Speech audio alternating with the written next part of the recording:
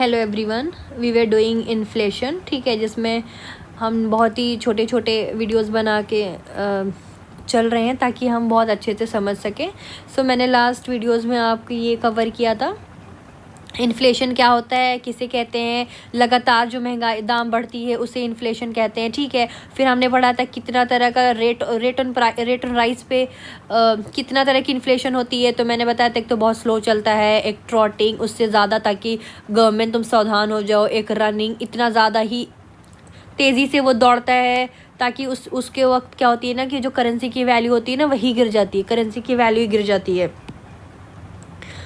Currency की value गिर जाती है। जैसे मैंने एग्जांपल के साथ आपको बताया कि श्रीलंका में 60% इन्फ्लेशन ऐसा बढ़ा कि उनकी इकोनॉमी तबाह हो गई। फिर मैंने टर्की का भी एग्जांपल बताया था। उसके बाद फिर मैंने बताया आपको हाइपर इन्फ्लेमेशन, मतलब औकात से ज़्यादा बढ़ के उसमें 20 से 100% के बीच में इन्फ्लेशन हो जाती है। इसमें तो इकोनॉमी तबाही हो जाती है। इसका एग्जांपल मैंने आपको बताया था जिम्बाब्वे में 2008 में 90% इन्फ्लेशन बढ़ गया था, जिस वजह से लोग ना बोरे में भर भर के पैसे ले जाते थे बस एक ब्रेड खरीदने के लिए। वेनेजुएला में तो 1,00,000% बढ़ गया था, लोग शहर ही छोड़ के भाग रहे थे। ये मैंने आपको लास्ट क्लास में समझाया। फिर मैंने बताया दूसरा बेस्ड होता है कॉजेज़ पे, आखिर क्या रीज़न है। तो 2 रीज़न है, एक लोगों को डिमांड काफ़ी बढ़ जाती है और दूसरा क्या होता है इनपुट कॉस्ट ही ऑलरेडी महंगा होता है। इसमें मैंने आपको बताया था कि लोग ज़्यादा पैसा कमाने लगते हैं तो उनकी बढ़ जाती है डिमांड है। दूसरा है कि मनी सप्लाई, मार्केट में अगर प्रिंट ज़्यादा हो गया मनी तो हाथ में पैसे आ जाते हैं। टेस्ट चेंज नहीं, आज मैं ये खाऊंगा तो आज मैं इस चीज़ को ज़्यादा प्रेफर कर रहा हूँ, उस चीज़ की दाम बढ़ जाएगी, पीपल प्रेफरेंस। फिर मैंने आपको कॉस्ट पुश इन्फ्लेशन बताया। तो कॉस्ट पुश मतलब इनपुट ही ज़्यादा महंगा हो गया। फॉर एग्जांपल रॉ मटेरियल महंगी हो रही है तो प्रोडक्ट तो महंगा ही मिलेगा। एग्जांपल मैंने आपको बताया था, अभी जो हाल चल रहा है एलपीजी महंगी मिल रही है तो खाना तो महंगा मिलेगा ही। ठीक है, so these are the things. आज हम करेंगे फैक्टर अफेक्ट डिमांड। अब किस तरीके से ये जो फैक्टर है ना ये डिमांड को किस तरीके से अफेक्ट करते हैं। तो पहला है क्या है कि मनी सप्लाई। मार्केट में अगर मनी बढ़ेगी तो ज़्यादा मनी होगा, ज़्यादा मनी होगी तो ज़्यादा ख़रीदारी होगी,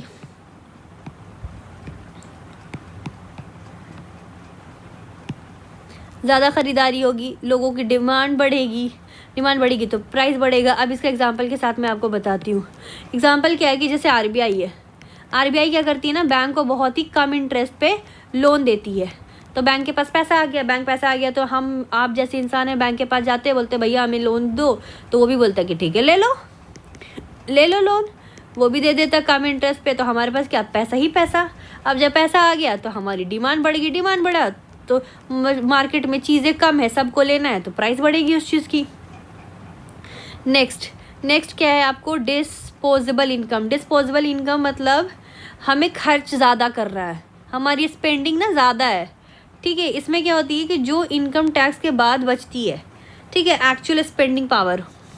ठीक है, इसमें क्या होता है कि लोग के हाथ में ज़्यादा पैसे आ जाते हैं। अब जैसे टैक्स कम लग रहा है तो टैक्स हम कम दे रहे हैं और हमारे हाथ में पैसे ज़्यादा हो गए और हमको ख़रीदने का कुछ ज़्यादा मन कर रहा है कि कोई चीज़, तो हम उस चीज़ की दाम फिर बढ़ेगी, प्राइसेस बढ़ेगा। एक चीज़ हो गया आपको चीप मॉनेटरी पॉलिसी क्या हो गया, आप ऐसे याद करते रहेगा, मनी ज़्यादा हो गया, हमको स्पेंड करने का मन ज़्यादा हो गया। चीप मॉनेटरी पॉलिसी वही जो मैंने एग्जांपल आपको यहाँ पर बैंक वाले समझाया था, वो यहीं पर वही बात कर रहा है कि कम इंटरेस्ट रेट पे ना उन्हें मिलती है आपको लोन। जब लोन मिलती है कम तो आरबीआई क्या करता है ना, रेपो रेट घटा देता है। रेपो रेट बढ़ाना मतलब रेपो रेट का मैंने बताया था कि इन्फ्लेशन को रोकने के लिए क्या करता है, रेपो रेट बढ़ा देता। तो रेपो रेट बढ़ाने का मतलब होता है कि बैंक क्या करता है, ज़्यादा इंटरेस्ट मांगता है, आरबीआई ज़्यादा इंटरेस्ट मांगता है। तो बैंक वाले क्या करते हैं ना कि उसको बैंक वाले बोलते हैं ठीक है हम ज़्यादा पैसा आपसे नहीं ले रहे हैं। तो जो आम आदमी बैंक के पास जाता है तो उसको भी वो ज़्यादा इंटरेस्ट पर देता है, तो फिर जो आम आदमी होते हैं वो भी आपको ज़्यादा लोन नहीं लेते हैं, तो लोगों के पास पैसे नहीं होते हैं। That is called repo rate बढ़ाना। रेपो रेट घटाना मतलब आरबीआई खुद ही कम इंटरेस्ट पे दे रही है। आरबीआई से बैंक जा रहा बोरो करना है तो वो बोलती है हाँ ठीक है ले लो, तो तुम बिजनेस में ज़्यादा इन्वेस्ट करते हो, ठीक है। तो इस तरीके से क्या होता है कि ईजी लोन हो जाता है। लोन ईजी होती है तो तुम इन्वेस्टमेंट ज़्यादा करने लगते हो, तुम ज़्यादा करने लगते हो तो डिमांड फॉर कैपिटल गुड्स बढ़ जाती है, प्राइसेस बढ़ेगा, ये जाहिर सी बात है। वर्कर्स की डिमांड बढ़ने लगती है तो ओवरऑल इन्फ्लेशन तो आएगा ही ना। नेक्स्ट आता है आपको इंक्रीज इन पब्लिक एक्सपेंडिचर। अब जैसे सरकार है, ठीक है, अब सरकार ने स्कीम पे ज़्यादा खर्च कर दिया किसी भी चीज़ में, ठीक है। हाँ, इसका एग्जांपल मैं बताती हूँ उसके ऊपर वाले का एग्जांपल है कि आपको कोविड के टाइम 2021 के दौरान आरबीआई ने रेपो रेट कम से कम 4% घटा दिया था, ताकि लोग उस टाइम बहुत ही ज़्यादा परेशानी हालत में थे। तो आरबीआई ने सोचा कि चलो लोगों के हाथ में थोड़ा पैसे आ जाएगा, बट वो क्या होता है ना, वो थोड़ा दूसरे कंडीशन में चल जाता है। उस टाइम क्या होता है कि जो रियल एस्टेट है और जो आपको स्टॉक मार्केट है, ये काफ़ी ज़्यादा बूम कर जाता है, तो फिर प्राइस इन्फ्लेशन बढ़ जाती है, ठीक है। नेक्स्ट आते हैं, यही सरकार में स्कीम पे रोड, सैलरीज, ये सब अगर तुम्हें बढ़ा देगी, सैलरी बढ़ा दी, रोड वगैरह दे दिया, स्कीम्स ले आई, तो कंजम्पशन ज़्यादा होगा। एम्प्लॉयज़ के हाथ में पैसे भर भर के देने लगी तो वो खर्च करेगा ना, ठीक है। तो जो कैपिटल गुड्स है जैसे सीमेंट, स्टील, मशीनरी, ये सब की भी तो डिमांड बढ़ जाएगी, क्योंकि सरकार खर्च करने शुरू कर दिए। एक सेकेंड, अब कोई चीज़ वो बना रहे हैं तो जाहिर सी बात है, वैसे मुंह से बोल दिया तो नहीं ना, जाहिर सी बात है उसमें कैपिटल गुड्स लगेंगी। कैपिटल गुड्स में क्या आ जाएंगे, आपको सीमेंट आ जाएगा, स्टील आ जाएगा, मशीन आ जाएगा, तो इसकी डिमांड तो मार्केट में बढ़ गई ना। इसकी डिमांड जब बढ़ जाती है तो जाहिर सी बात है इसकी भी प्राइसेस बढ़ेगी ही, फिर गुड एंड सर्विसेज की भी प्राइसेस बन जाएगी। आप अभी एग्जाम्पल के साथ समझिए, जैसे इलेक्शन से पहले, इलेक्शन से पहले क्या होते हैं कि बड़े बड़े दावे की जाते हैं, गवर्नमेंट काफ़ी ज़्यादा स्पेंड करती है, तो उस टाइम तो मिनी इन्फ्लेशन आता ही है। मिनी इन्फ्लेशन आप समझ गए मैंने कैसे बताया, कैपिटल गुड्स की डिमांड बढ़ जाती है मार्केट में। नेक्स्ट पढ़ते हैं रीपे ऑफ पब्लिक डिबेट मतलब गवर्नमेंट क्या करती है, आपको मतलब जो आपको वो उसने उधार लिया था आपसे, वो वापस कर रही है आपको, ठीक है। क्या कहते हैं, आपका जो बॉन्ड्स है वो मैच्योर हो जाता है, वो बॉन्ड जो है आपका वो मैच्योर हो जाता है, तो इन्वेस्टर को वापस पैसे मिलने लगते हैं। तो गवर्नमेंट जब रीपे करेगी आपका पैसा जो गवर्नमेंट के पास है, और आपका बॉन्ड मैच्योर हो गया और आपको फिर वो रिटर्न कर रही है, ठीक है, सिक्योरिटी ले रही है और उससे रिटर्न कर रही है, तो हाथों में पैसा तो बढ़ गया। अब आपके हाथ तो खुजलाएंगी कि भाई मुझे खर्च करनी है, तो प्राइस तो मार्केट में बढ़ेगी ही। सो ये कुछ रीज़न थे, एक तो मनी बढ़ना, मेरे खर्च करने का औकात बढ़ना, चीप मॉनेटरी पॉलिसी हो गई, खुद ही वो कम रेट पे दे रहा हर चीज़, पब्लिक एक्सपेंडिचर, सरकार ने अगर कोई चीज़ बढ़ा दिया मार्केट में, स्कीम्स वगैरह या जॉब वगैरह, तो ठीक है, फिर रीपे, अगर मेरे जो कर्ज ऑलरेडी मुझे वापस कर रहा है। So these are the reason जिस पर प्राइस की वजह से किस तरीके से डिमांड बढ़ती है। अब आते हैं सप्लाई की वजह से कैसे बढ़ती है। तो सप्लाई की वजह से क्या होती है कि for example factor of production shortage में क्या हो गया कि जैसे लैंड, लेबर, कैपिटल, ठीक है, इनकी प्रोडक्शन अगर बढ़ जाए, इनका रेट अगर बढ़ जाए तो कॉस्ट ऑफ प्रोडक्ट भी तो बढ़ जाएगा। अगर आप कहीं पर कोई ज़मीन पर कोई काम कर रहे हैं, फॉर एग्जांपल आप ही देखेंगे कोई टाइल्स मार्बल की चीज़ है, ठीक है, काम वहाँ कोई सैलून है, काम वहाँ वो वही हो रहा है जो एक झोपड़ी के ब्यूटी पार्लर में होता है, ठीक है, लेकिन वहाँ क्या कर दिए, चक टाइल्स मार्बल लगा दिया, तो वो आधा पैसा तो काटेंगे ना कि भाई जो हमने इतने ताम झाम में लगाया है, ब्यूटिफिकेशन में लगाया है, तो उसका पैसा तो आपकी ही जेब से काटेंगे। तो सिंपल सी बात है, ज़मीन पे कोई काम करनी है उनको और उस ज़मीन की दाम बढ़ी हुई है, ठीक है, जैसे रेंट लेते हैं लोग, रेंट लेके जो दुकानें लगाते हैं, समझ आ रहा है आपको क्या कह रही हूँ मैं, तो जाहिर सी बात है उन्हें रेंट पे करना पड़ता है, तो वो जो प्रोडक्ट की चीज़ें वो हमसे थोड़ा ज़्यादा पैसा लेते हैं, ताकि इसी को पैसे को थोड़ा बचा के वो रेंट दे सकें। ठीक है, तो ये हो गया हमारा पहला प्रोडक्शन शॉर्टेज काफ़ी ज़्यादा हो जाती है। जैसे लेबर, या तो दूसरा रीज़न क्या हो गया, दूसरा रीज़न क्या हो गया, लेबर शॉर्टेज। अगर लेबर ही कम है, ठीक है, और जैसे और जो भी थोड़ा बहुत मिल रहे हैं तो वो जो ज़्यादा वेजेस मांगेंगे तो कॉस्ट बढ़ेगा, तो फिर तो प्राइस बढ़ेगी ना। जैसे आप एक इसका एग्जांपल समझिए, कंस्ट्रक्शन इंडस्ट्री है, ठीक है, कंस्ट्रक्शन इंडस्ट्री है। इसमें क्या होते हैं ना, जो स्किल्ड लेबर होते हैं, स्किल्ड लेबर बहुत ही कम होते हैं, ठीक है। कंस्ट्रक्शन ज़्यादा पे करता है, तब कंस्ट्रक्टर जो होते हैं वो उनको ज़्यादा पे करते हैं, तो उनके कॉस्ट बढ़ता है, तो फ्लैट की प्राइसेस तो बढ़ेगी ना, वो तो हमसे ही लेंगे ना पैसे भाई, ठीक है। इसी तरीके से आते हैं दूसरा एग्जांपल, इंडस्ट्रियल डिस्प्यूट में क्या होगा कि फैक्ट्री बंद, स्ट्राइक किसी ने कर दिया, ठीक है, प्रोडक्शन ही रुक गया, सप्लाई ही कम हो गई, तो प्राइस तो बढ़ेगी ना उस चीज़ की। एग्जांपल आपको बताती हूँ मैं कैसे।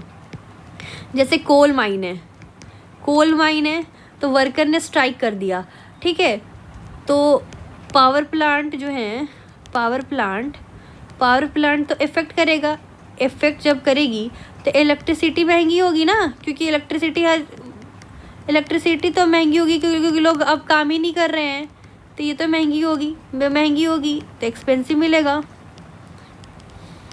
Got it.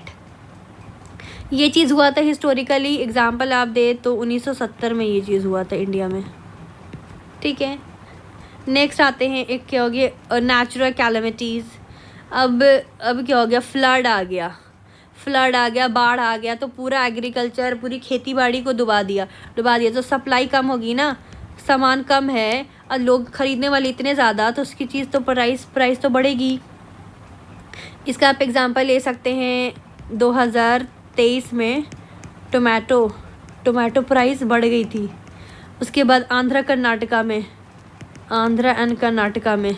दूसरा आप इसका एग्ज़ाम्पल ले सकते हैं, 2015 में तमिलनाडु फ्लड आ गया था। 2015 में क्या आ गया था, तमिलनाडु फ्लड। नेक्स्ट सप्लाई, हम क्या देखते जा रहे हैं, सप्लाई किस तरीके से महंगाई बढ़ा रही है। हमने ऊपर देखा था डिमांड। नेक्स्ट हो गया आर्टिफिशियल स्कार्सिटीज़, ठीक है। इसमें क्या होता है कि due to hoarding and speculative supply कम हो जाती है। इसमें क्या होता है कि ट्रेडर जो होते हैं, बताती हूँ मैं आपको, जो ट्रेडर होते हैं या बिजनेसेस स्टॉक हो जाते हैं, वो रोक लेते हैं, उसको क्या कहते हैं, रोक लेते हैं, तो मार्केट में सप्लाई जो होती है वो आर्टिफिशियली कम हो जाती है। मार्केट में सप्लाई आर्टिफिशियली कम हो जाती है, ठीक है। तो इस वजह से प्राइस बढ़ जाते हैं, प्राइस बढ़ा के फिर जाके बेचते हैं इस चीज़ को। नेक्स्ट क्या होता है, नेक्स्ट आते हैं आपको एक्सपोर्ट इंक्रीज़ में क्या होगा, इसका एग्जांपल मैं और समझाती हूँ आपको, थोड़ा सा और क्लियर करती हूँ, ठीक है। क्या कहते हैं कि मार्केट में जैसे कोई चीज़ ना बहुत ज़्यादा है, मार्केट में क्या चीज़ है, बहुत ज़्यादा है, ठीक है। अभी तो उन्होंने बेच दिया टाइमली, बाद में क्या कर, जैसे मैंगो आया, ठीक है, मैंगो इन्होंने बेचा जितना बेचना था, 30 रुपये किलो, 40 रुपये किलो ऐसे करके बेच दिया। बाद में बीच में क्या करते हैं ना, इस चीज़ को रोक देते हैं कि अब मार्केट में मैंगो आ ही नहीं रहा। सडनली आप देखेंगे कुछ दिन बाद वही मैंगे जो 40 में मिल रहा था अब 80 रुपये किलो मिल रहा। तो आप तो कहेंगे कि भाई ये सीज़न है, फिर भी ऐसा क्यों हो रहा, क्योंकि ये क्या करते हैं, ये कोल्ड स्टोरेज में इस चीज़ को रोक के रख देते हैं, जिस वजह से क्या होता है कि बाद में फिर इसको महंगा करके बेचते हैं। तो ये भी इनका एक तरीका है, that is called hoarding and speculative artificial scarcities, जानबूझ के इस चीज़ का लाना कि भाई कम हो गया है। नेक्स्ट हो गया एक्सपोर्ट इंक्रीज़ में क्या हो गया कि जब इंडिया ज़्यादा एक्सपोर्ट करता है, हम कोई चीज़ ज़्यादा बाहर डोमेस्टिक मार्केट में वही गुड्स कम हो जाती, ठीक है। तो फॉर एग्ज़ाम्पल इसका एग्ज़ाम्पल मैं बताती हूँ कि 2022 में क्या हुआ था, रशिया यूक्रेन के टाइम क्या हुआ था कि वीट की जो एक्सपोर्ट है ना, एक्सपोर्ट मतलब हमने बाहर भेजा, ठीक है। तो डोमेस्टिकली हमारे पास कम हो गई वो चीज़, बाहर हम भेज देंगे तो हम अपने ही देश में कम हो गई तो गवर्नमेंट, तो हम प्राइस बढ़ जाएगी ना। याद करिए, अपने ही देश को नहीं खिला रहे और हम बाहर वाले को खिला रहे हैं तो अपने देश में तो महंगाई बढ़ जाएगी ना। इस वजह से फिर गवर्नमेंट ने इसको एक्सपोर्ट को रोक दिया था। नेक्स्ट आते हैं इंटरनेशनल फैक्टर। इंटरनेशनल फैक्टर क्या हुआ, जैसे ऑयल प्राइस लीक कर गई, हाई इंपोर्ट हो गया, ठीक है, हम खुद महंगा ले रहे हैं। अब जैसे वही अभी का जो चल रहा है, आपको ईरान और यूएसए का वॉर ले लीजिए, ये इसका साफ एग्जांपल है। अब जैसे 2021 में सुएज़ कनाल ब्लॉक कर दिया था, अभी जो हॉर्मुज़, अभी जो ईरान ने बंद कर दिया है। सो आई थिंक कौन सा कनाल था, आप जिसको भी याद है वो कमेंट में लिख दे कौन से कनाल था जिसको ईरान ने बंद करके रखा है।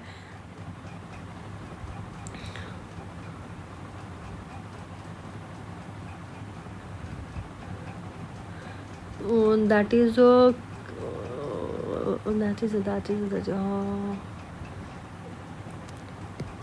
मुझे याद है बट अभी मुझे जहन में नहीं आ रहा। सो यू गाइज, आप लोग ऐसा नहीं समझना कि मुझे नहीं पता, मैं थोड़ा देख लूँगी उसे। कभी कभी मैं भी तो इंसान हूँ ना, जहन से चीज़ें निकल जाती है। तो मुझे कमेंट में करके बता देना वो कौन से कनाल था। So we will meet in the next video. Thank you.